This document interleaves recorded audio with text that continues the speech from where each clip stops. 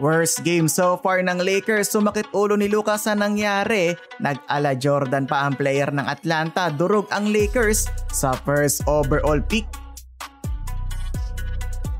LA Lakers kontra sa Atlanta Hawks, yun lang, hindi paglalaroin ng Atlanta ang ilan sa mga key players. Injured pa ang karibal ni Luka na si Trae Young. Matatandaan mga idol na Atlanta ang unang kumuha kay Luka noong 2018 pero pinagpalit siya para kay Trae Young. Opening frame, good start para sa home team, 14-7 early na quarter. Luka with the classic move, step back 3, binawi agad yan ng player ng Atlanta. DeAndre Ayton nakikipagmamaan sa ilalim and 1, tuwang-tuwa si AR sa bench. Maganda ang nilalaro ng Atlanta pero napalag ang mga bata ni Coach Redick, another N1 basket mula naman kay Laravia.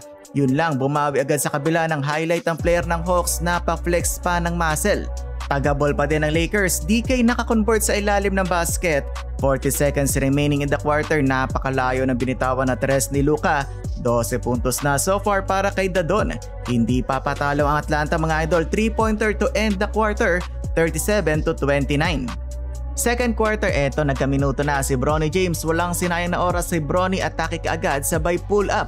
Pasok 37-31, 6 na lang ang lamang.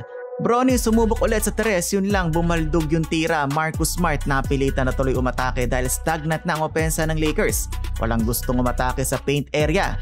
Makakadikit sana ang Lakers kundi lang sa kanilang turnovers at malamyang depensa mga idol. Pumalo tuloy sa 12 points ang lead ng Hawks. Balik sa loob ng court si Doncic. Pasok ang panglimang tres ng Atlanta midway. What a move by Laravia. Strong drive with a little shimmy. Pasok ang layup. Muntik nga lang siya kay Daniels, gandang wrap around, muntik matumba si Laravia. 15 ang lamang ng Atlanta. Late ng quarter, take over na si Luka pumakawala ng logo 3. Siya na lang halos ang sinasandalan ng Lakers. Dami nga lang pinamigay na wide open 3 ng Lakers sa Atlanta. 68-54, 14 ang lamang ng Atlanta.